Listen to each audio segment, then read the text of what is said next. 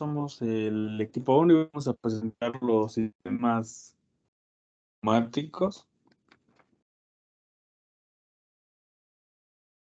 Bien, en introducción tenemos que en las últimas décadas ha existido un gran desarrollo en controladores neumáticos de baja presión para sistemas de control industrial. Esto tiene gran importancia ya que incluyen características a prueba de explosiones, simplicidad y fácil mantenimiento. Para entender las diferencias entre los sistemas neumáticos hidráulicos, les presentaré 9 características diferenciales, ya que comúnmente estos se suelen comparar, ya que tienen un comportamiento similar. Como primera característica tenemos que el aire y los gases son compresibles, mientras que el aceite es incompresible, a excepción de que sea alta presión. En el punto número 2 tenemos que el aire carece de propiedades lubricantes. Por otro lado, el aceite funciona como un líquido hidráulico. Para el punto número 3, la presión de funcionamiento de los sistemas neumáticos es menor a los sistemas hidráulicos. En el 4, las salidas de los sistemas neumáticos son menores a los sistemas hidráulicos en comparación de potencia. En el 5 tenemos que la precisión de los actuadores hidráulicos pueden fabricarse satisfactoriamente a todas las velocidades, mientras que los sistemas neumáticos son deficientes a bajas velocidades. En el 6 tenemos que los sistemas neumáticos se permiten ciertas fugas externas, sin embargo las fugas internas no son permisibles, ya que esto genera una diferencia de presión. Por otro lado, los sistemas hidráulicos permiten fugas internas, pero externas no. Como punto número 7 tenemos que los sistemas neumáticos no requieren de tuberías de retorno, mientras que para los sistemas hidráulicos sí son necesarias. Como punto número 8 tenemos que los sistemas neumáticos son insensibles a los cambios de temperatura. Adicionalmente, estos tienen una temperatura de funcionamiento regular de 5 a 60 grados centígrados. Sin embargo, el rango de operación puede ser desde 0 hasta 200 grados centígrados, mientras que los sistemas hidráulicos son sensibles a los cambios de temperatura, ya que la fricción depende de la viscosidad y esa a su vez depende de la temperatura. Y para la temperatura de operación de los sistemas hidráulicos es de 20 grados hasta 70 grados centígrados. Y como último punto, los sistemas neumáticos son a prueba de fuego y explosión, mientras que los sistemas hidráulicos no, a menos que se utilice un líquido inflamable, no flamable. Bueno, tenemos que en la representación matemática tenemos que la resistencia y la capacidad del sistema de presión está dado por una relación que se encuentra en la entrada, y esta relación se define como una resistencia que está como el cambio de diferencia de presión del gas, que se da por libra sobre pies al cuadrado, sobre el cambio de caudal del gas, que es libra por sección. O también se puede entender que es que la resistencia está dada por la diferencial de presión entre la diferencial del caudal. Como una representación tenemos la figura A.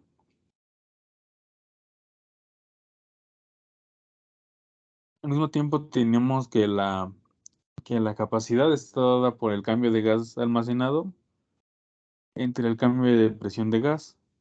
O también se puede entender que es como la diferencial de masa sobre la diferencial con respecto a la diferencial de presión, que es igual al volumen por la diferencial de presión sobre la diferencial de presión, de densidad, perdón. Bueno, para entender lo siguiente tendremos en contexto que la C representa la capacidad, que está dada por libras en los pies al cuadrado sobre libras. La masa que se mide en libras, la presión del gas que está dada por libras sobre pi al cuadrado, el volumen del recipiente que está sobre pies cúbicos y la densidad que está sobre libras sobre pi cúbicos.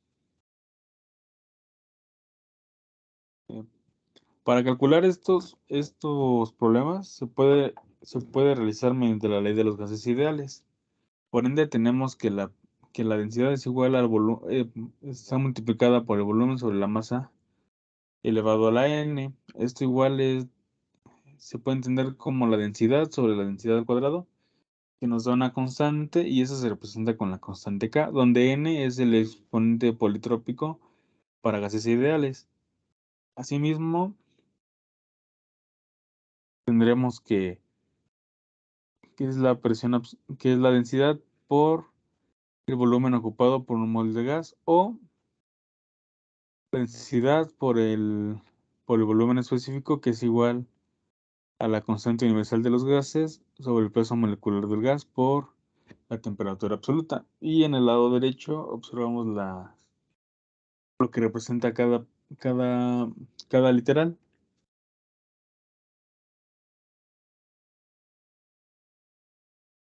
Por lo tanto, tenemos que la densidad por el volumen es igual a la presión sobre la densidad, que es igual a R sobre M por T, y esto es igual a la relación del gas sobre la temperatura, donde R del gas es la constante del gas. Y bueno, si sustituimos las ecuaciones 4.10 y 4.11, tenemos que nos da la ecuación de la diferencial de la densidad sobre Kn por P por la densidad a la n a la menos 1 por de la densidad. O si bien se puede representar como la diferencial de la densidad sobre la diferencial de la presión es igual a 1 sobre Kn por la densidad de n a la menos 1, o se puede representar como la densidad a la n sobre la densidad por n y multiplicando por la densidad a la n menos 1, o si bien la densidad sobre la presión sobre n. Bien. A continuación también se ve las siguientes igual, bueno, la representación de las literales, donde P negada es presión de gas en el recipiente en el estado estacionario.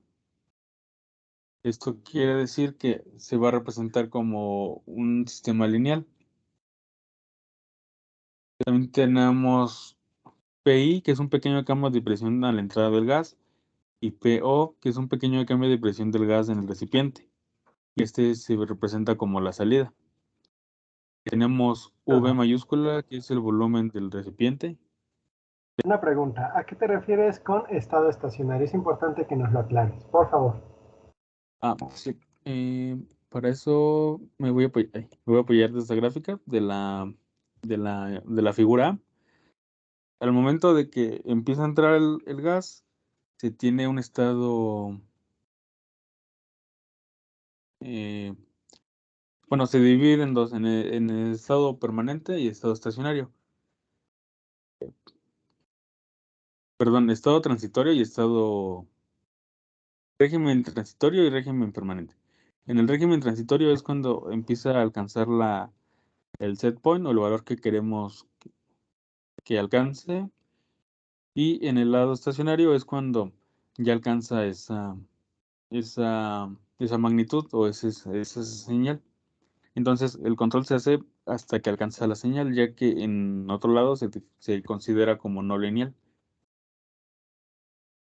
Ok, muy bien. Entonces el estado estacionario es básicamente cuando, bueno, a nivel de física, es cuando ya las presiones están estabilizadas.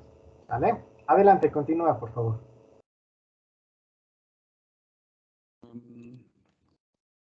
Tenemos, y bueno, como les comenté, V es el volumen del recipiente, que está en pies cúbicos. M es la masa del gas. Q es la tasa de flujo de gas. Y R es la densidad del gas.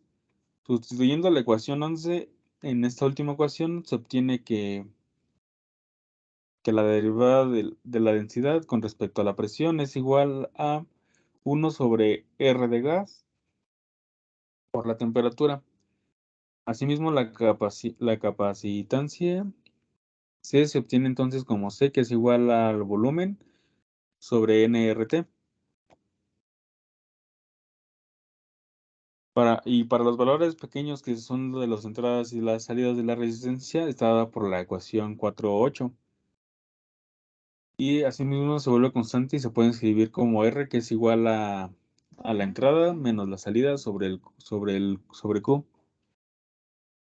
Y bueno, entonces la capacitancia viene dada por la ecuación 4.9, que C es igual a la derivada de la masa con respecto a la presión.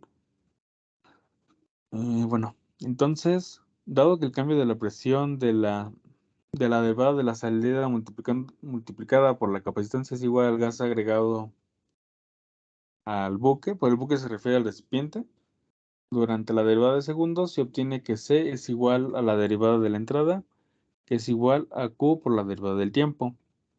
Reescribiendo esto, se puede entender que C es igual a la derivada de la entrada con respecto al tiempo, que es igual a la presión de entrada menos la presión de salida sobre la resistencia que se genera en el tubo. Y se puede escribir como RC por la derivada de la presión de entrada con respecto al tiempo más la presión de entrada, que es igual a la presión de salida. Y bueno, si la presión de entrada y la presión de salida se consideran, entonces la función de transferencia está dada como con presión de salida sobre presión de entrada es igual a 1 sobre RC más 1, que se considera un sistema lineal. Perfecto, excelente. Adelante, continúa. A continuación, mis compañeros van a presentar lo siguiente.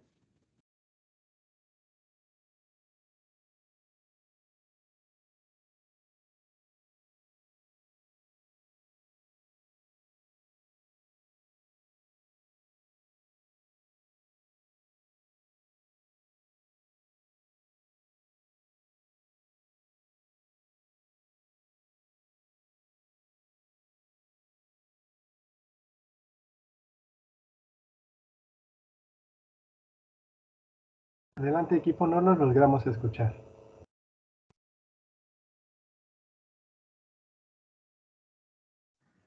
Un segundito, profe. Creo que nuestro compañero está teniendo un problema con su red.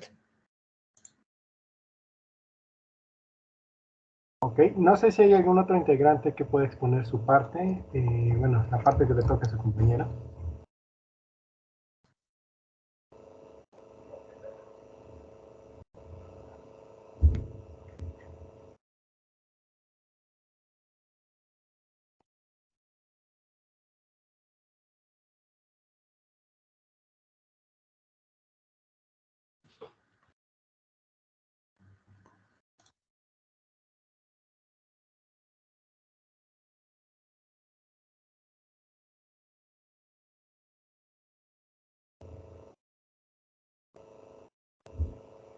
Adelante, equipo, por favor. ¿Alguien más que pueda exponer esa parte de simbología de sensores neumáticos, de favor?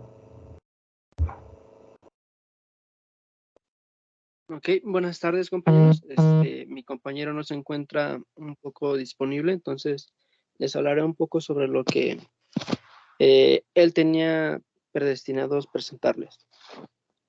Bueno, dentro de esto tenemos la simbología de sensores neumáticos, los cuales, bueno, los sensores neumáticos tienen una gran importancia en esta disciplina. Por ejemplo, nos ayudan a monitorear y detectarles ciertas variables como presión, el caudal del fluido y enviar una retroalimentación para realizar ese control. Bueno, en primera instancia tenemos el sensor de contacto electromecánico, los cuales son sensores electromagnéticos como el que se puede mostrar aquí en la figura 1. Ahí sí le pueden hacer un poquito de zoom. Ahí pueden notar que depende de un contacto normalmente abierto. Bueno, es como, digamos, algo así como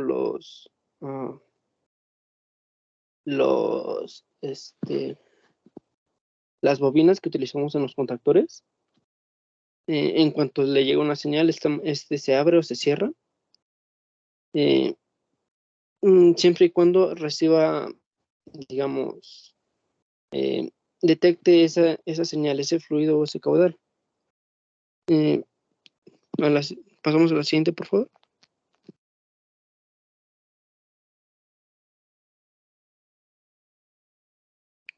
Como saben, dentro de todas las gamas existen los sensores tanto inductivos como capacitivos. Ya no solo sean para esos por lo general son para proximidad.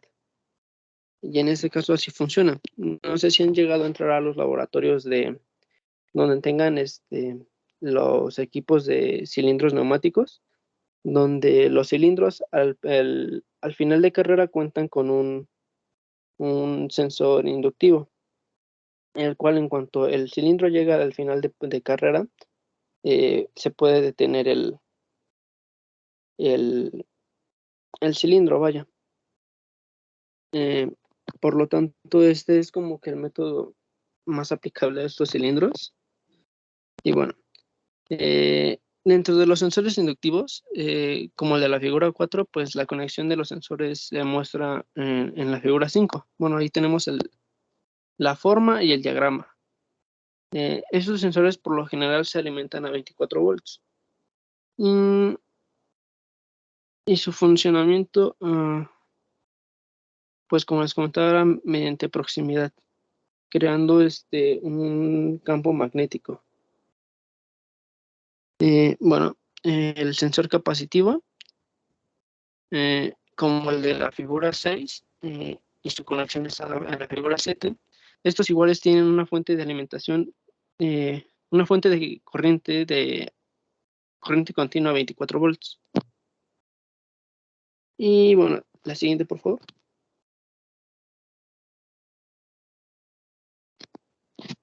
Tenemos los sensores ópticos.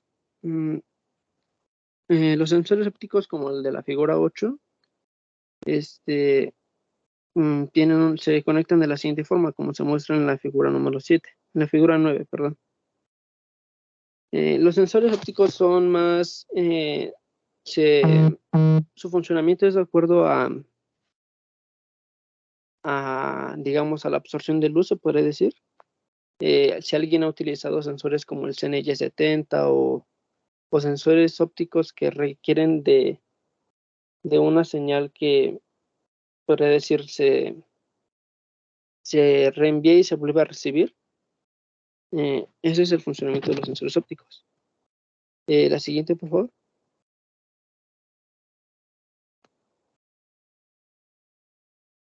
Bueno, ahora les mostraré un poco sobre la simbología de los actuadores. Para esto me basé en las normas UNEM y que van de la ISO 1219 y de la ISO 1219-2, la cual es la encargada de la simbología de gráficos. En primera instancia tenemos lo que es el cilindro de simple efecto con retorno por esfuerzos externos, donde pues se inyecta, digamos, pues obviamente aire, pero no tiene un retorno tal cual, o sea, requiere de una fuerza externa para poder regresar a su posición inicial. Tenemos el cilindro de simple efecto, pero con retorno por esfuerzos externos, pero ese es, digamos, ahora, digamos que siempre está al final y después regresa al inicio. Tenemos el cilindro de simple efecto con retorno por muelle, básicamente por un resorte. Y igual, a la inversa. También tenemos los cilindros de simple efecto, ya sea por carrera de resorte, bueno, muelle, y retorno por presión de aire. Eso es igual, siempre está al final de carrera por un resorte y en cuanto se le inyecta aire, regresa a su longitud menor.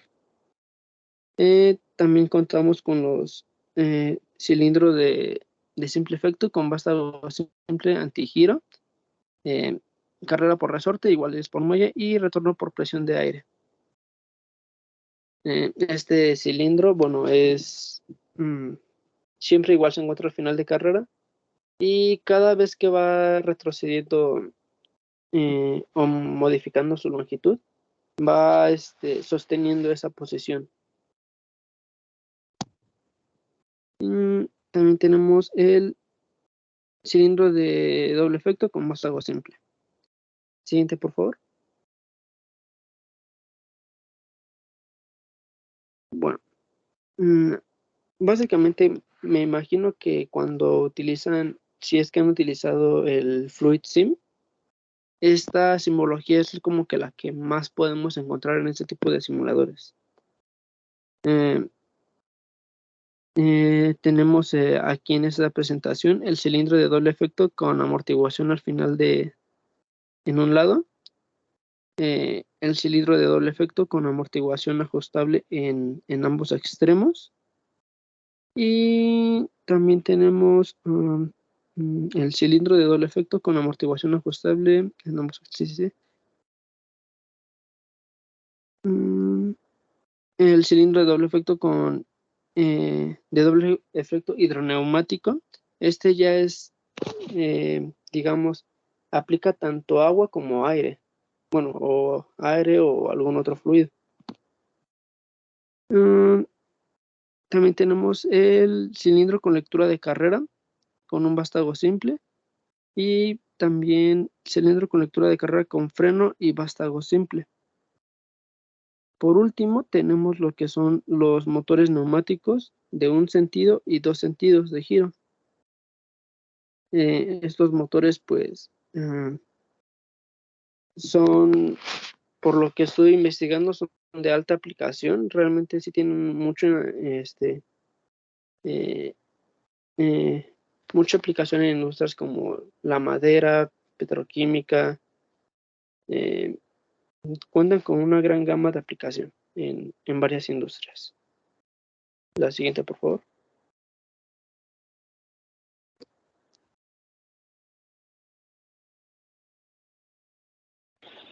¿Qué tal? Buenas tardes. ¿Sí escucha? ¿Sí te puedes acercar un poquito más al micrófono, de favor?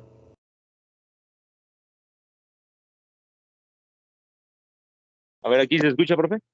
Se escucha mucho mejor, adelante.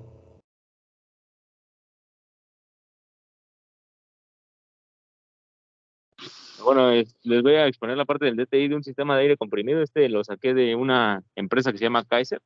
Estuve investigando sus aplicaciones, y básicamente es una empresa que se dedica a hacer redes de aire comprimido, compresores, secadores, toda esa parte de tratamiento de aire.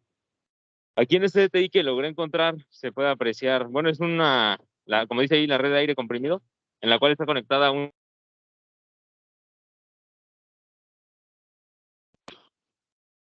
se ve que al inicio del DTI tenemos la parte del secador, que es un producto realizado por esta empresa, en la cual se ve que es un tanque conectado a una entrada de aire, y a la salida se tiene la parte del filtro, el compresor, y la parte que dice ahí de Aquamad es ¿cómo se puede decir? El producto y el tanque donde se está secando, se está enviando toda la parte de la humedad. Al final de toda esta parte del aire, o de la salida del aire, se tiene el tanque final, donde como tal cual ahí es para enviar todo el líquido restante que lleguemos a tener en esta zona, y se reproduce o se reenvía más bien a la planta.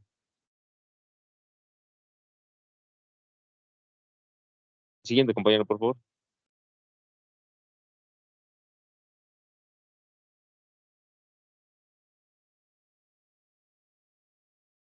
Bien, desde las aplicaciones de pequeña escala hasta extensas aplicaciones industriales, el aire comprimido es indispensable para muchas empresas. Muchas empresas encuentran el aire comprimido como la fuente de energía en las que pueden confiar para alimentar operaciones en específico, mientras que otras empresas más pequeñas aceleran varias operaciones y pueden ofrecer un servicio más rápido y preciso gracias al uso del compresor.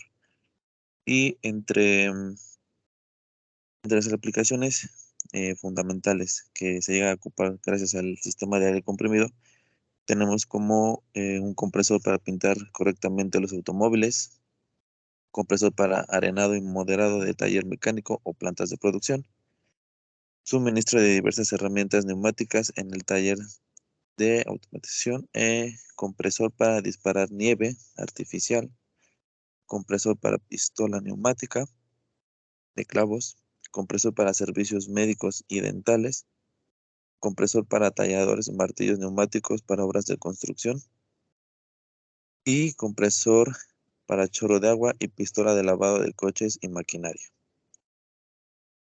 Bueno, esto sería todo por nuestra parte y muchas gracias por su atención. Ok, buen trabajo equipo. Ahí les estaría faltando nada más un ejemplo de simulación. Bueno, perdón, profe. El Adelante. ejemplo, en sí no lo pude realizar porque no entendí bien lo de las librerías que usar y demás, pero encontré unos ejemplos de una tesis. No sé si pueda funcionar eso. Ok, bueno, la idea es que nosotros podremos construir un sistema neumático, incluso con puras funciones de transferencia hubiera estado bien, y tratar de hacer el control del mismo, ¿no? Pero bueno, no te preocupes, lo vamos a ver de todos modos. Una vez que terminemos la parte de control que estemos viendo, vamos a pasar ya ahora sí a sistemas neumáticos, hidráulicos, etcétera, etcétera, etcétera, y sus diversas formas de control. ¿Vale? Pero no se preocupen. Muy bien, pasemos a la sección de preguntas. Y realmente nada más tengo una pregunta, una es muy sencilla. Dentro de su aproximación lineal, ¿ok? Para los sistemas de presión, en particular para los sistemas neumáticos, vemos que se puede aproximar por medio de una función de primer orden, ¿ok? Como nos mostró su compañero inicialmente. ¿Hasta dónde, o más bien, cuáles son más o menos las condiciones, así platicadito, obviamente no necesito que me desarrollen toda la teoría, en las que podríamos considerar como una buena aproximación esta función de transferencia para los sistemas neumáticos? ¿Por qué? Porque en general nuestro sistema es no lineal. Su compañero presentó obviamente un exponente por ahí, una ecuación, una ecuación diferencial donde manejaba exponentes, e hizo una aproximación lineal. Entonces, ¿qué tan buena es esa aproximación? ¿Qué tan certera nos puede describir realmente un proceso neumático real? Adelante. Sí, profesor. Bueno, en sí, la aproximación lineal se utiliza para describir el estado permanente, el régimen permanente, ya que la aproximación lineal lo único que hace es que lo lleva a un punto de operación dentro del que entran los dos rangos, como el sistema lineal y el sistema no lineal. Se descarta el sistema o el régimen transitorio porque sería más difícil, bueno, más bien no se podría aproximar con un sistema de primer orden y tendría que utilizarse quizá uno de segundo orden. Sin embargo, al ser pues un gas, este puede variar o presentar características quizás hasta de un sistema que se pueda representar con una ecuación de orden superior, no a una de segundo orden. Entonces, al utilizar el régimen permanente, lo único que se hace es hacer una aproximación mediante un sistema lineal para alcanzar ese punto de operación. Ok, bueno, en pocas palabras, tú dirías que haces esta aproximación lineal únicamente alrededor del punto de operación, ¿correcto?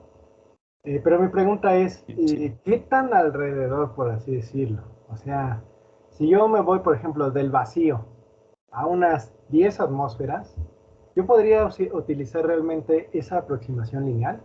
Sí, no, ¿por qué? ¿O qué se te ocurre? Pues yo creo que si la respuesta es parecida, se podría utilizar. Y si no se puede, se tendría que ver qué tanto error se maneja para poder descartar la opción. Ok, bueno, en sí la respuesta es no necesariamente. ¿Ok? Como bien dices tú, esto es solo una aproximación. ¿Ok? ¿En qué casos no es aplicable? Por ejemplo, cuando yo tenga efectos supersónicos, cuando yo tenga efectos de vacío, ¿ok? Porque ahí se producen unas ondas de choque que no podemos modelar con una función de transferencia de primer orden. ¿Vale? Entonces, sí hay ciertas condiciones. En su momento yo las voy a dar en clase, donde sí podemos aproximar, sobre todo para procesos comunes e industriales, por medio de una función de transferencia de primer orden. La mayoría de los procesos industriales simples se va a poder aproximar así. Procesos más complejos como el análisis de alas de un avión en el régimen supersónico, ya no vamos a poder usar esas cosas. ¿Vale? Excelente trabajo, equipo número 2. Vamos a pasar, por favor, con el equipo siguiente, que es el equipo número 4, por favor.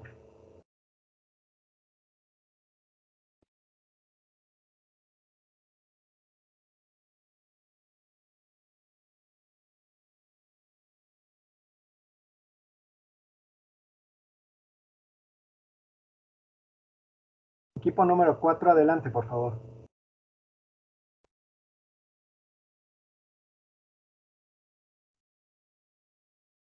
Sí, enseguida, profe.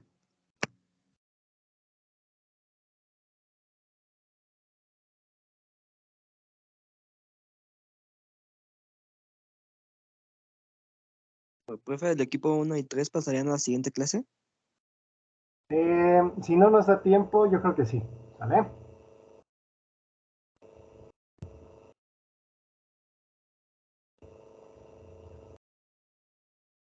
Bueno, mientras el equipo número 4 nos presenta pantalla, todas estas cosas, tanto neumáticas, hidráulicas, térmicas, etcétera, etcétera, las vamos a poder simular en Simulink. ¿Ok? Tanto como en Simscape, como con funciones de transferencia en el caso lineal, en el caso del régimen lineal. ¿Sale? Vamos a ver también algunos ejemplos de actuadores con limitaciones, con efectos no lineales. ¿Sale? Eso también lo vamos a ver y vamos a ver que sí los podemos controlar aún así. Adelante, por favor, equipo número 4. Buen día, profesor. Nosotros somos el equipo número 4 y está conformado por mis compañeros Ortiz López, Brian Israel, Hernández Milton, Escamillan Erika Nayeli y su servidor Barrios Pérez Víctor Alberto y Cervantes Oscar. Nosotros nos tocó exponer acerca de los sistemas térmicos y para este caso,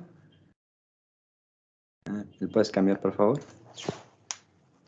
Vamos a hablar acerca sobre la teoría y pues aquí lo tenemos.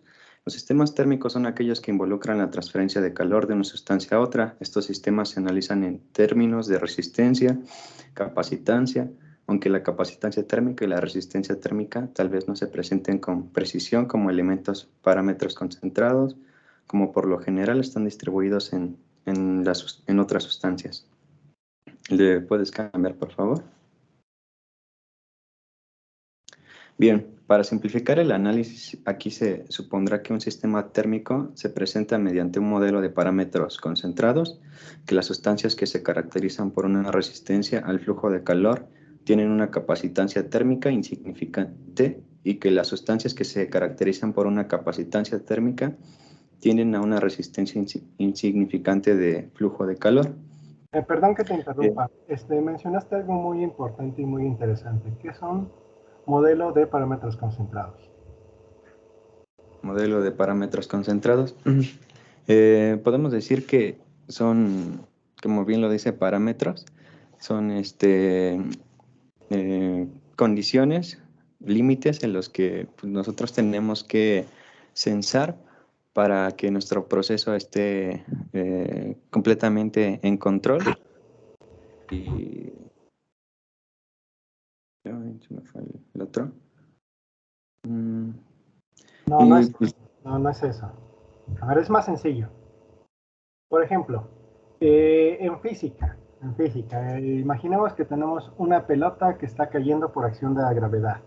¿Qué es lo que hace un físico? Supone que la pelota es una partícula puntual, ¿correcto? Es decir, Sí. yo estoy concentrando todas las leyes de la física aplicables a una sola partícula.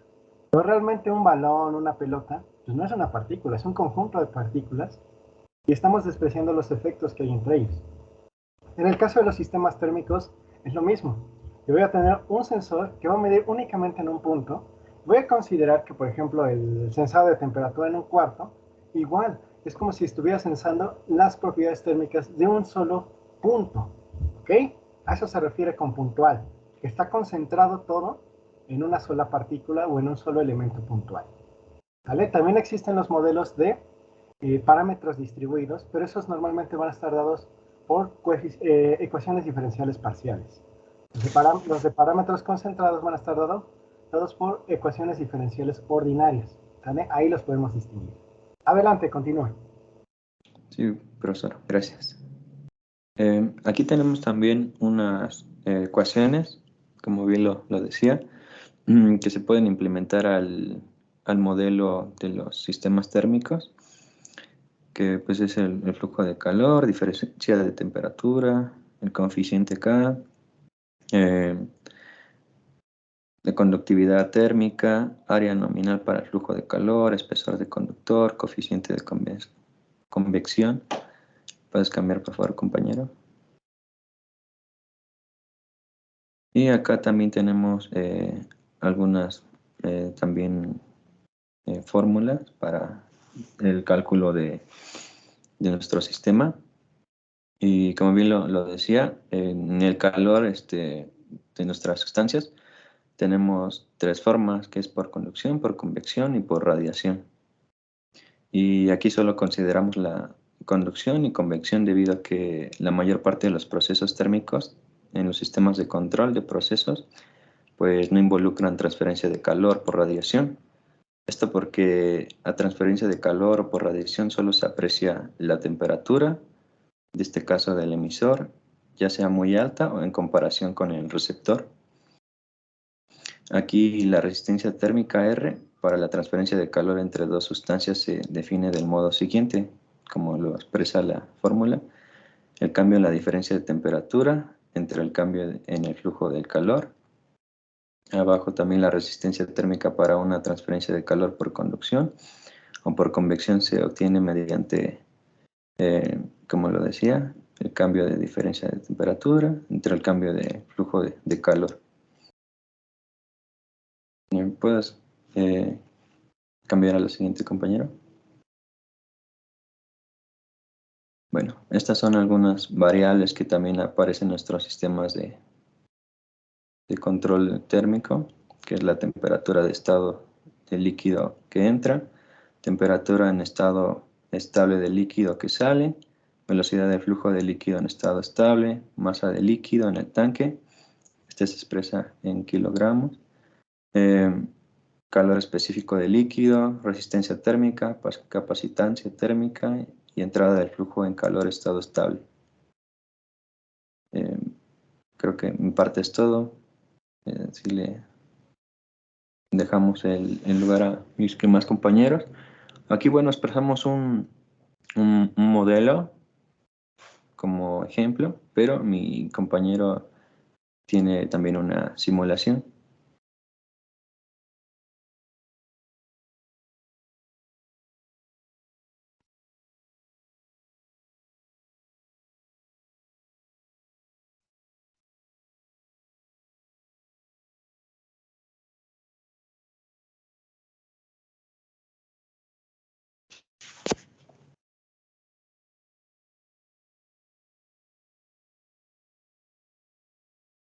Ok, bueno, yo aquí voy a mostrar lo que es un ejemplo térmico, un ejemplo de un sistema térmico. Bueno, en este caso, en la siguiente figura se muestra, bueno, en este caso lo que es la imagen de un horno que se asiste de un esquema de control en cascada para las variables de temperatura y presión con el objetivo de manipular el gas de combustible que alimenta un quemador para alterar la temperatura de un fluido que transita en su interior. Bueno, en este caso, pues ahí está la imagen. Bueno, de esta manera, aquí tenemos el DTI representativo a esta imagen que podemos observar. Bueno, entonces, como podemos notar, no puse las imágenes juntas, pero voy a hacer una pequeña explicación rápida. Bueno, entonces, básicamente es como un pequeño sistema de control en cascada. Bueno, esto lo vamos a ver más adelante en la clase, pero bueno, más o menos como algo introductorio. En este caso, bueno, nos quiere referir que para poder manipular la variable de temperatura, nosotros vamos a tener en este caso lo que es un transmisor de temperatura, vamos a tener el controlador indicador de temperatura, obviamente con su respectivo set point, y bueno, este le va a mandar una señal de control al controlador indicador de presión, el cual nosotros a partir de ese vamos a manipular la apertura de la válvula de la entrada del gas. Entonces, bueno, básicamente, como se mencionó, este es su sistema representativo, donde nosotros aquí tendríamos lo que sería la función de transferencia de la válvula. Bueno, en este caso sería la función de transferencia del gas combustible, como del paso del gas. Y bueno, al final nosotros tenemos lo que es la parte del horno, la parte del calentador, llamémoslo así. Bueno, entonces, bueno, básicamente nosotros lo que vamos a hacer va a ser lo que es la sintonización principalmente del lazo, que vamos a sintonizar la parte interna, que en este caso es esta parte que está aquí, donde dice válvula, y la parte de gas combustible, la vamos a sintonizar en lazo abierto. En este caso se metió por el método de Cohen-Kuhn con una, ¿cómo se llama? Con una entrada escalón de 1, o una señal de prueba 1. Y bueno, aquí nosotros metimos los valores al script y bueno, nos dio los valores. Entonces nosotros asignamos o podemos observar en esta imagen el valor de la gráfica del primer controlador, en este caso es el proporcional, y bueno, como podemos observar, bueno, tenemos una respuesta un poco divergente, bueno, de hecho demasiado divergente, entonces no llega como que nunca al valor del set point, entonces bueno, pues este controlador no es muy funcional que digamos. En este caso tenemos en la parte de arriba el controlador PI, y exactamente lo mismo, y bueno, podemos observar, un momento.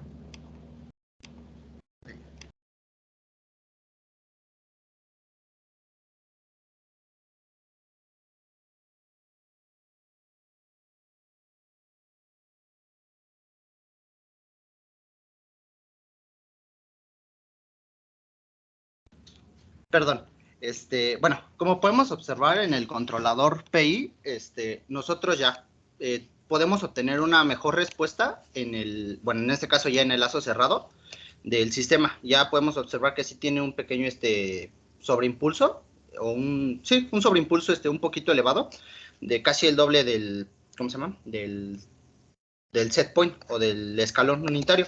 Bueno, en este caso, bueno, tiene un pequeño sobretiro, pero bueno, logra llegar al valor de referencia.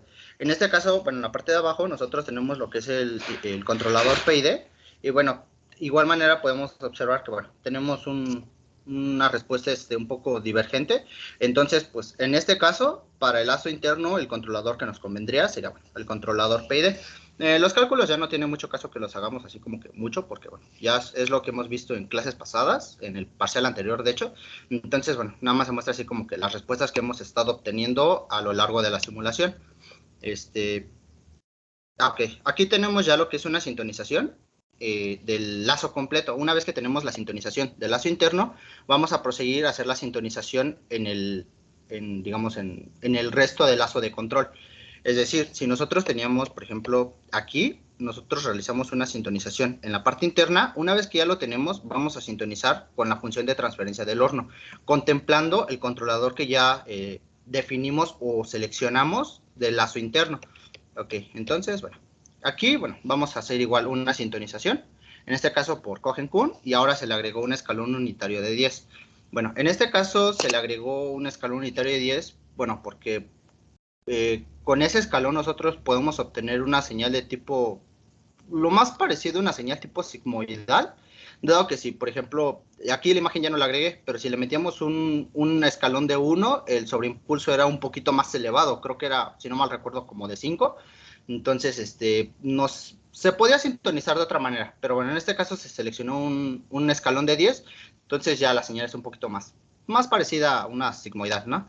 Entonces, bueno, asignamos los valores, donde en este caso el tiempo ya de establecimiento de la señal de respuesta es técnicamente de 984, y bueno, asignamos los valores, y bueno, como podemos observar, nosotros aquí tenemos ya la respuesta en el controlador proporcional, y bueno, podemos observar que sí llega a un tiempo de establecimiento, pero no llega como tal ya al valor del set point que nosotros estamos asignando. Caso contrario, en este caso del controlador PI, que, bueno, sí tiene un pequeño sobreimpulso de 2 unidades adicionales al escalón, pero pues técnicamente se estabiliza en aproximadamente 20 segundos. Entonces, este podría ser un buen controlador.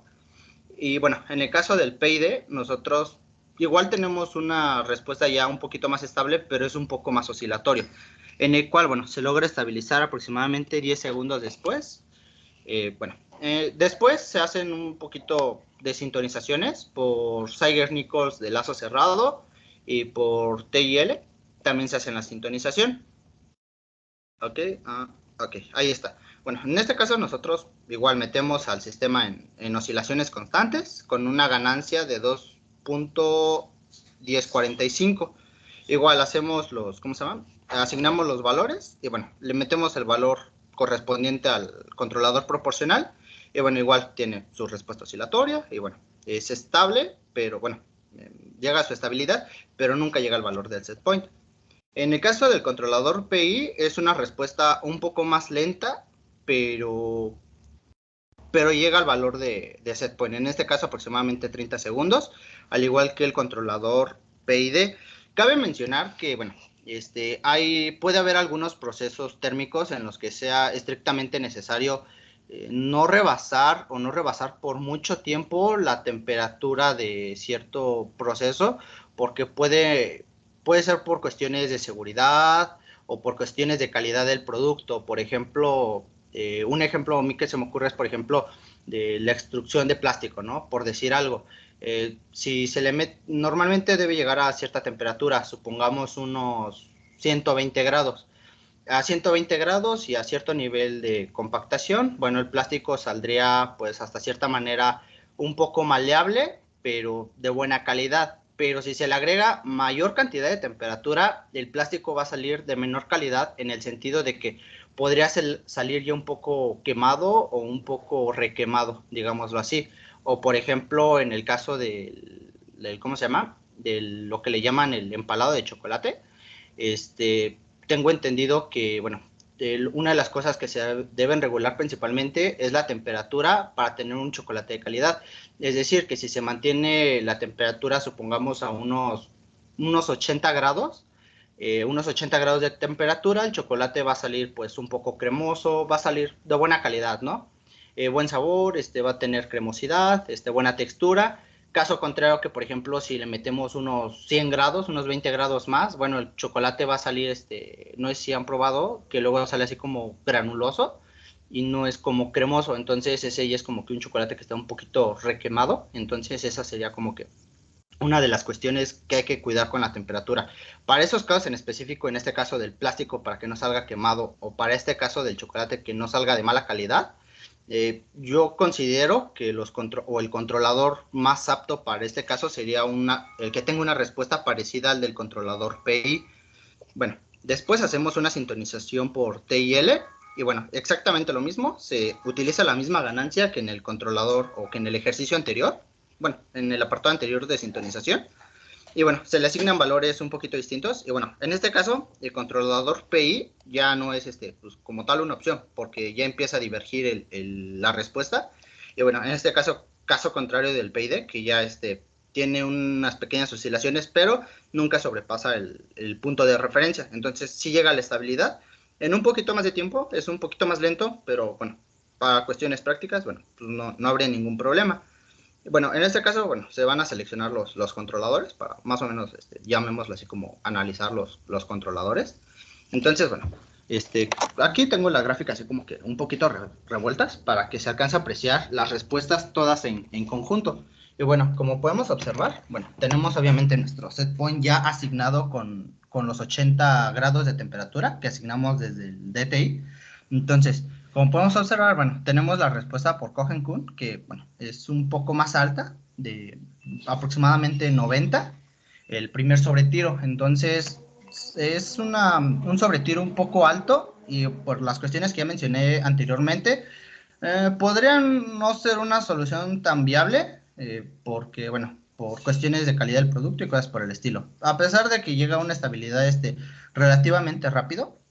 En el caso del controlador por Zeiger-Nichols, del lado cerrado, no sobrepasamos el el valor de referencia.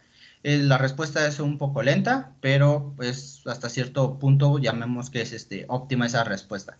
En el caso de Zeigarnik de lazo cerrado, tenemos unos sobretiros un poco más bajos, pero más bajos que el primero, pero igual podría involucrar esa pequeña parte de la parte de calidad a la salida del producto.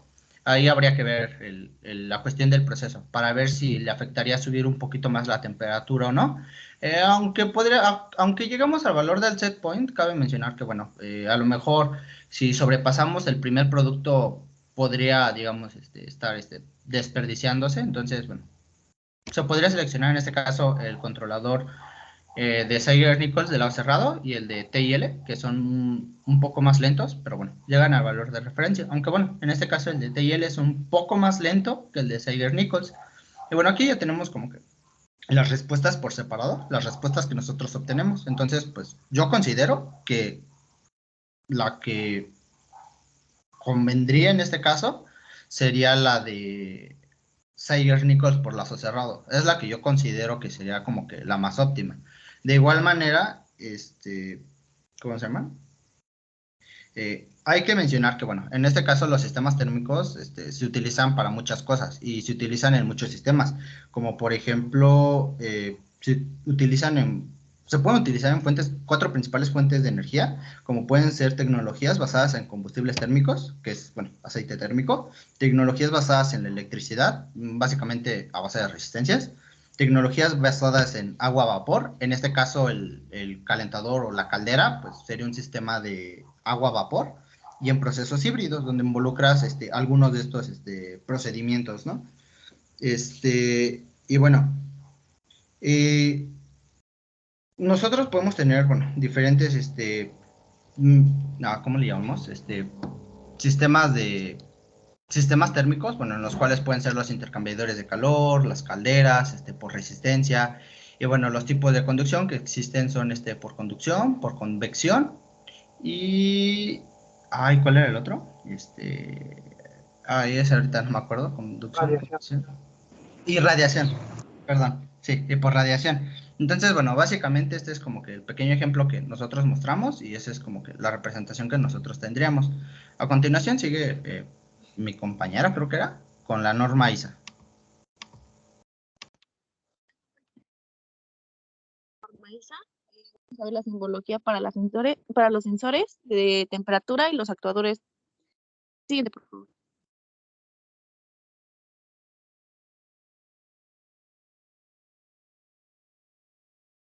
Ok, aquí podemos apreciar la tabla en la que ya creo que muchos detectamos cuál es, que es como la nomenclatura de las simbologías. Y bueno, apreciamos la variable de temperatura con la letra T. Y bueno, más adelante se va a ver en el siguiente cómo tenemos aquí los sensores de temperatura, que en este caso el primero es TE, que es sensor de temperatura, que es el elemento primario para la medición de la temperatura. Luego tenemos TG, que significa temperatura vidrio, que es un termómetro. Ya pues actualizó en la norma del 2009. Y por último tenemos el termoposo, que en sí en la tabla nos dice que es temperatura vaina. Bueno, el termoposo también se conoce como termovaina.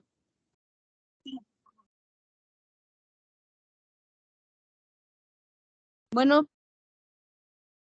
sabemos que son componentes electrónicos y eléctricos que permiten medir la temperatura mediante una señal eléctrica determinada y que esta señal puede enviarse directamente o mediante el cambio de resistencia, por así su nombre es termosensores. Y la forma de transmitir su energía es, como lo había dicho mi compañero anteriormente, radiación, conducción y convección. Siguiente, por favor. Y bien, aquí podemos apreciar algunos ejemplos de los sensores que ya de seguro conocemos por las imágenes. Y pues se utiliza una gran variedad de instrumentos para medir temperatura, entre los que tenemos son termómetros de líquido de vidrio, bimetálico, bulbo capilar, de resistencia, termopares, termistores, pirómetros, termómetros ultrasónicos, termómetros de cristal de cuarzo. Y bien, pues no quiero alargar más la exposición de cómo funciona cada uno. Ya sabemos que, por ejemplo, el pirómetro trabaja por infrarrojo, el bimetálico por resistencia de dos metales. Y bueno, siguiente, por favor. Y aquí podemos apreciar el ejemplo de un en la imagen derecha, cómo está ahora sí que la termoresistencia, marcado como la TE, y la termovaina o termopozo, como había dicho, la TW. Y ahora sí al extremo derecho vemos en el interior cómo traen componentes electrónicos que envían la señal convierten la señal térmica a eléctrica. Y bueno, en la parte izquierda vemos ya su simbología, como al principio tenemos como transmisor, después apreciamos como transmisor y sensor de temperatura, y ya al final, como se muestra en la parte derecha extrema, y ahora de la izquierda, también de la parte derecha, por así decirlo, vemos cómo está, pues sí, especificado el transmisor, el sensor y el termopozo. Siguiente, por favor.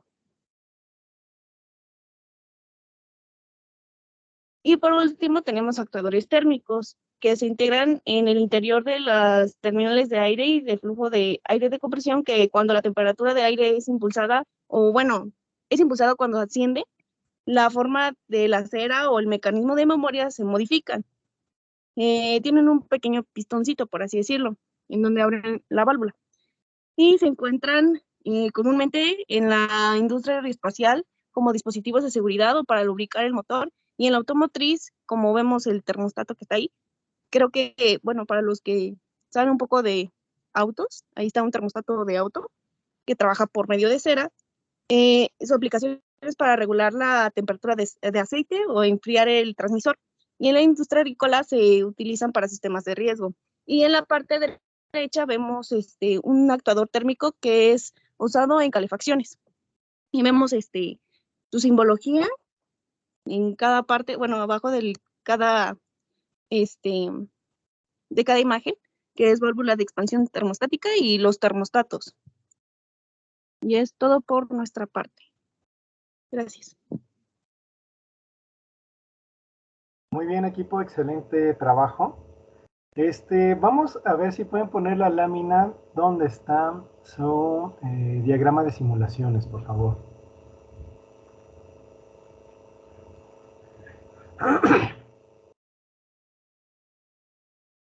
Perfecto. Mi primera pregunta, y bueno, creo que es de las más evidentes, ¿de dónde o cómo obtuvieron esas funciones de transferencia? Bueno, en este caso se obtuvo ya de un ejercicio que se encontró por ahí. Bueno, en realidad esta parte fue como que de un examen pasado de otros semestres, y ya daban la función de transferencia como tal. Entonces no fue algo como que nosotros ya tuviéramos que modelar algo, fue algo que ya nos habían dado. Ok, ok, perfecto. Bueno, imagínate, ¿puedes poner tu lámina número 10? ¿Esta? Ajá, donde está el DTI. ¿Ok? Imagínate que a ti te dan este DTI, ¿vale? Tú ya lo puedes ver incluso físicamente, el horno, etcétera, etcétera, etcétera. ¿Tú calcularías las funciones de transferencia? ¿En base a qué? Podríamos hacerlo como lo hemos visto en la de, ¿cómo se llama esta cosa? Identificación de sistemas, ¿no? De parámetros, ¿ok? De parámetros, perdón. ¿Okay? Algo por el estilo, ¿no? Calcular una función de transferencia a partir de se me olvida el nombre, de la identificación de parámetros. Podríamos poder calcular una función de transferencia aproximada a eso, ¿no? Ok, ahí yo vi, bueno, en tu lámina 11, que tu horno está aproximado por medio de una función de transferencia de segundo orden. ¿Tú por qué crees que sea?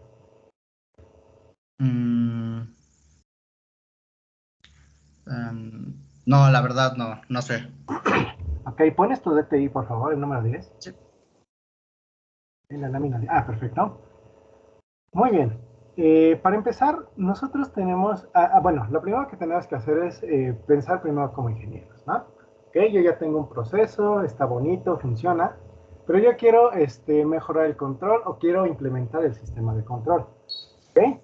Como yo les había comentado, en la mayoría de los procesos reales, de hecho en todos los procesos, no va a venir pegada una etiqueta que diga, esta es mi función de transferencia. Soy un horno, esta es mi etiqueta de función de transferencia. Soy una válvula y esta es mi función de transferencia. No, no va a venir nada de eso. Nosotros tenemos que determinarla de manera aproximada. Una es empezando a hacer suposiciones y la otra es basarnos en un diseño previo por modelo. ¿Puedes poner tu lámina 8, por favor? Creo que ahí viene la ecuación. Ándale, aquí viene la ecuación diferencial que rige a un proceso térmico sencillo. Si nosotros lo pasamos, ahí está de hecho, en función de transferencia, vemos que es un sistema de primer orden. Entonces, a mí se me ocurriría modelar quizá en primera instancia un horno por medio de una función de transferencia de primer orden. Sin embargo, dentro del horno, ¿puedes regresar a la lámina 10, de favor? Existen dos procesos térmicos, ¿ok? Una que es la parte del calentamiento y otra parte que dice por ahí fluido de alimentación. Entonces, un ingeniero podría decir, ok, por cada proceso térmico, yo tengo que incrementar de uno en uno la función de transferencia equivalente. Esa es una. Ahora sí que, como quien dice, en ojo de buen cubero, si yo tengo dos procesos térmicos, entonces yo espero tener una función de transferencia de segundo orden. La otra es, evidentemente, de manera quizá un poco más elegante, como dicen algunos, calcular todo el modelo del horno. Quizás sea más complicado, pero nos dé ventajas a nivel de control. ¿Sale? Entonces, sí es importante, ahora sí que hacer la identificación de parámetros, porque allá afuera, pues no, es lo que les digo, o sea, no van a venir etiquetas con las funciones de transferencia de todas estas cosas. ¿Puedes poner de nuevo tu lámina 11, por favor? Misma pregunta para la válvula. ¿De dónde crees que salga esa función de transferencia? Supongo que como es pues de apertura, o bueno, se regula la apertura y sí, el nivel de apertura se podría considerar que es de grado 1, ¿no? Ok. Una válvula normalmente modulante, de tipo modulante, sus modelos matemáticos, o bueno, en este caso sus modelos de tipo eléctrico, lo vamos a ver más adelante, se pueden aproximar con funciones de transferencia de primer orden. Sin embargo, si nosotros analizamos el modelo completo total, va a ser una función de transferencia de cuarto orden. Sin embargo, va a haber solo un polo dominante. Afortunadamente solo va a haber un polo dominante, entonces los demás van a ser polos estables que van a converger rápidamente. ¿Sale? Siguiente pregunta sobre este mismo diagrama. ¿Por qué un control en cascada? Bueno, en este caso, pues considero que fue un control en cascada porque lo que se quería regular era la temperatura del sistema. Entonces, en este caso, para poder regular su temperatura, se hace a partir de la regulación de la entrada de gas. Entre menor cantidad de gas entre, la temperatura va a disminuir, pues digamos, relativamente. Y entre mayor cantidad de gas ingrese al sistema, o en este caso a la caldera, más gas va a quemar. Por lo tanto, va a generar más calor, más temperatura. Entonces, pues bueno, para ello nosotros necesitamos medir la temperatura, pero pues no es como que tengamos una resistencia y nada más digamos, no, pues tengo la resistencia, nada más le meto un controlador, ya sea proporcional, PI o PID, le meto un controlador y tiene la salida, ¿no? Entonces, en este caso, pues bueno, necesitábamos, digamos, pues elementos adicionales para poderla controlar, dado que no solamente depende, digamos, de electricidad, en este caso depende de, ¿cómo se llama? De la entrada de gas. En este caso, pues bueno, nosotros controlamos la temperatura variando la velocidad más bien variando la apertura o la entrada de gas al sistema. Entonces, por eso tenemos un sistema en cascada. No sé si me doy a entender. Más o menos. Bueno, yo te voy a comentar, aquí en la clase vamos a ver que podemos hacer todo eso que dices con un solo controlador. ¿Vale? Okay. Entonces, ¿qué ventaja podría tener un controlador en cascada? Bueno, no lo hemos visto, obviamente, aquí como que te adelantaste un poquito. La ventaja de un controlador en cascada, tú puedes ver a la parte de donde dice gas combustible, tiene también una función de transferencia y una entrada suma, el punto suma. Eso yo lo puedo ver en mi sistema como una perturbación. ¿Vale? La ventaja de un controlador en cascada es que el controlador de lazo interno tiende a compensar más rápidamente esa perturbación que el de lazo externo. El de lazo externo, de hecho, tu sintonización debió ser más lenta que la del lazo interno. ¿Vale? También lo vamos a ver en clase. Para grosso modo es eso. ¿Vale? Y última pregunta, aprovechando ya de una vez. Yo ahí veo que tus sensores PT y TT tienen una ganancia unitaria, una ganancia de 1. ¿Por qué? Ok. Ahí están.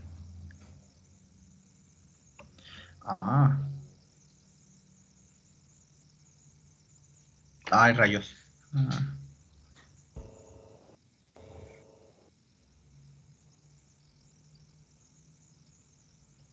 Supongo que podría ser porque como tal solamente envían valores de la salida, digamos, si es en este caso, por ejemplo, del lazo del transmisor de temperatura.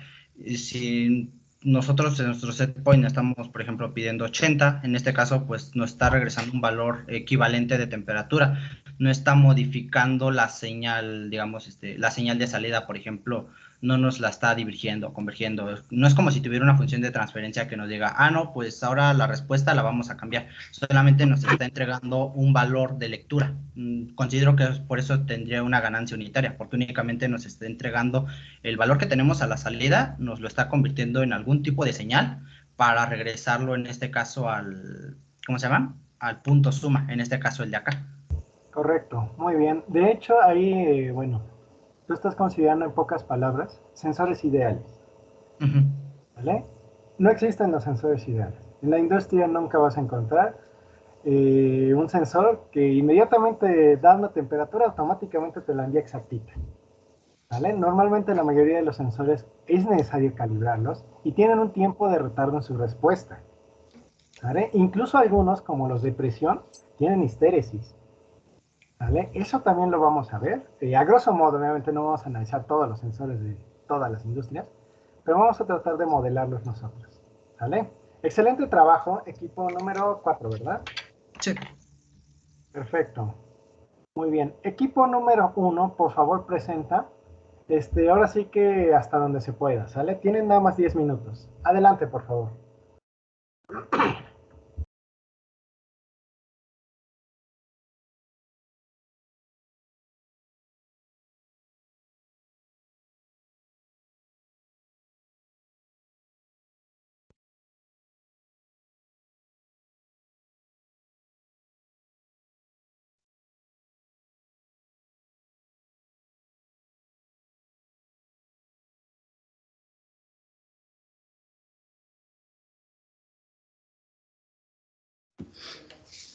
¿Qué tal?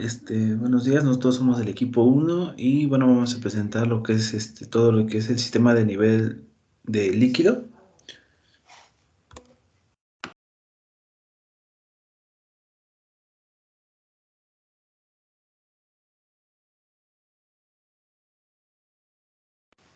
Buenos días, ¿me escucho? Bueno. Sí, te escuchas bien, adelante, por favor. Gracias, profe. En el Ogata marca como nivel de líquido, se podría entender como flujo. Vamos a analizar lo que es el flujo turbulento y el flujo laminar. Si hay una diferencia en ambos conceptos, ya que se usa la definición de Reynolds. Se menciona que el número de Reynolds es mayor que 3000 a 4000 cuando es turbulento, y cuando no lo es un valor menor de 2000 Reynolds. Y ahora, ¿qué es un Reynolds? Por una definición un poquito resumida, se podría decir que es una aplicación en los fluidos o en la mecánica de fluidos y también en fenómenos como reactores o de transporte.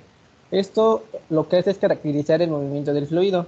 Entonces, también lo vamos a ver aquí para un proceso o de forma un poquito matemática. Siguiente diapositiva, por favor.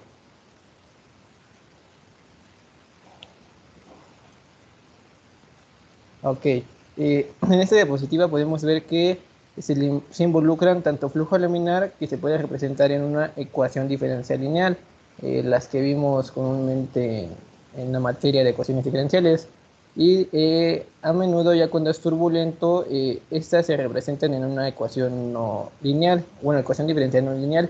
Cuando es turbulento se tiene que linealizar la ecuación. La ecuación obviamente se modela respecto al proceso que se tenga a trabajar. Y siguiente diapositiva, por favor. Ahora, vamos a ver resistencia y capacitancia de sistemas de nivel líquido o que también es fluido. ¿Qué nos da a entender esto? Que la resistencia y la capacitancia se ven normalmente en electrónica, bueno, en eléctrica, pero también tienen una definición que nos serviría bastante. Es un poquito similar, pero lo vamos a ver conforme el flujo. Aquí nos menciona que un líquido en la tubería o restricción se define como el cambio en la diferencia de nivel y también provoca un cambio unitario en el caudal. Entonces se tiene que la resistencia es igual a cambio en la diferencia de nivel entre el cambio en el caudal y ahí presenta los valores en los que se maneja. Siguiente diapositiva, por favor. Ahora vamos a analizar lo que son valores o variables. Se dice que un sistema líquido sale a borbotones. Yo lo entiendo más bien que el flujo o el líquido que está dentro del tanque, en este caso, empieza como que a espumear y empieza a elevarse.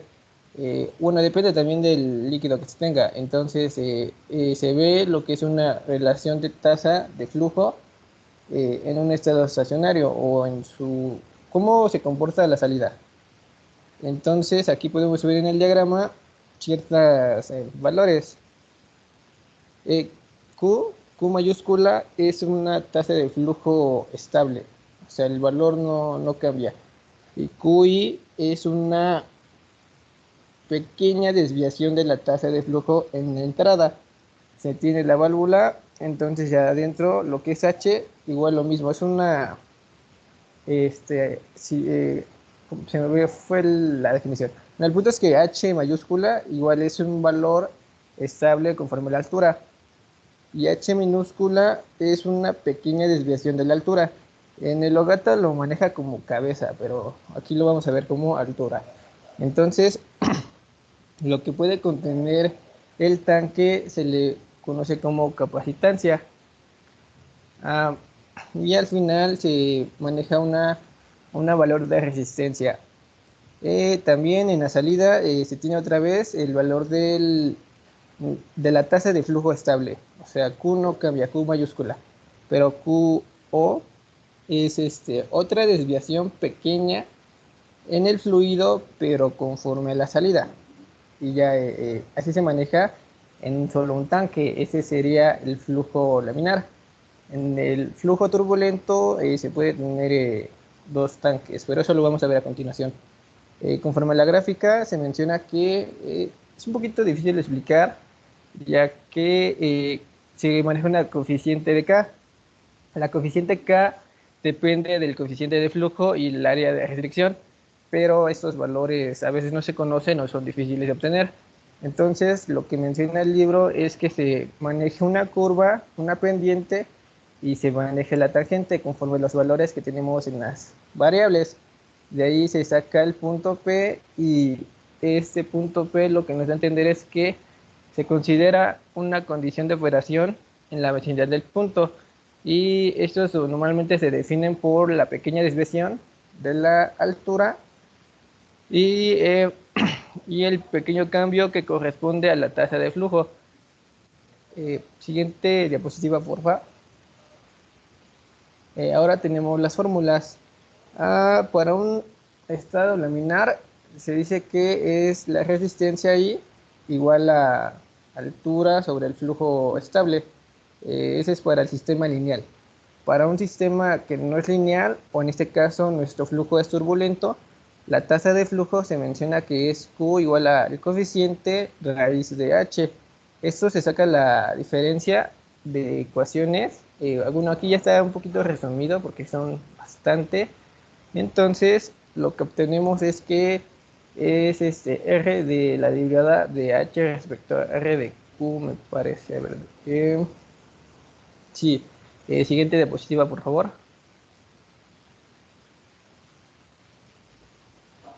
En la siguiente diapositiva podemos ver que el valor de R de T se puede considerar constante, tanto en la altura o cabeza y la tasa de flujo, mediante sean pequeñas.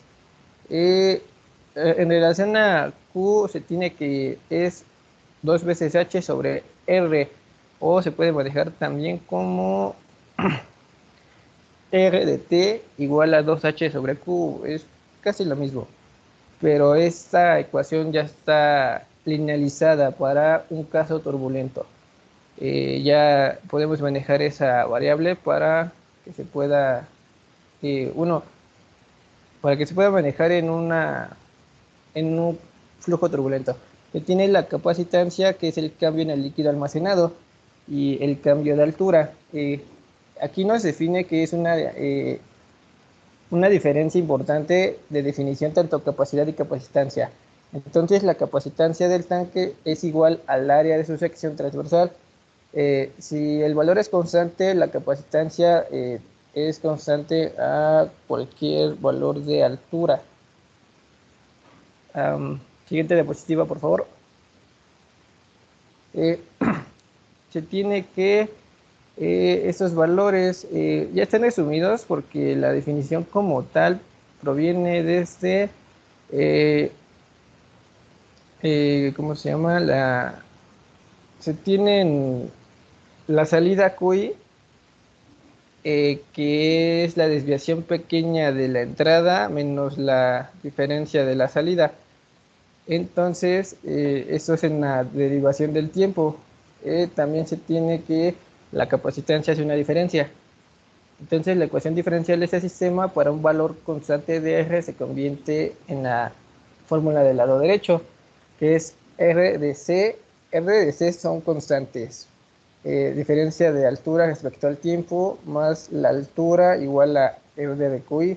R sigue siendo igual a una constante y QI sigue siendo la pequeña desviación de la entrada del flujo en el sistema, o bueno, en este caso al tanque. Teniendo la fórmula ya de lado en diferencias y ya linealizada, se tiene a sacar la transformada de Laplace. Entonces, lo que se hace es sacar la transformada de ambos lados para poder tener su función de transferencia. Siguiente diapositiva, porfa. Y ya en este caso se hacen los despejes necesarios conforme lo que es la entrada, la salida de una función de transferencia. Se tiene que es igual a la altura, que es H, sobre la salida de la pequeña desviación del flujo en la entrada del tanque, igual a R sobre R multiplicando la capacitancia más 1, ¿no? Se obtiene la función de transferencia ya como tal en la última imagen, haciendo no son despejes, sería obteniendo ya la función de transferencia de mejor forma. Siguiente diapositiva, porfa. Viendo eso, conforme lo... Por favor, y hasta donde lleguen, ¿sale? Por favor. Ok, sí, profe. Bueno, es un poquito tardado esto porque son muchas fórmulas, entonces voy a decirlo en resumen. Se tiene que es un sistema de nivel líquido con turbulencia o iteraciones. En este caso ya son 2 tanques, se manejan 2 capacitancias, 2 alturas y 2 resistencias. Lo que se tiene es un flujo en estado estacionario, un nivel en el tanque 1 y un nivel en el tanque 2. Lo que yo he visto, si es que no me equivoco, es que estos ya son de orden 2, me parece. Entonces vamos a tener nada más unas ecuaciones definidas en el sistema. Siguiente diapositiva.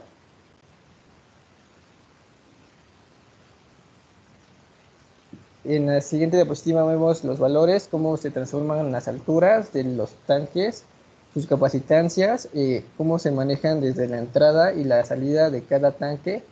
Muy bien, una disculpa, ya se terminó la clase. Okay, vamos a dejarlo hasta aquí y la siguiente clase, creo que es mañana, ¿sí? Continúan, por favor. ¿Bien? Sí, profe. Perfecto, que todos tengan un excelente día. Hasta luego. Gracias, hasta luego. Gracias, igualmente.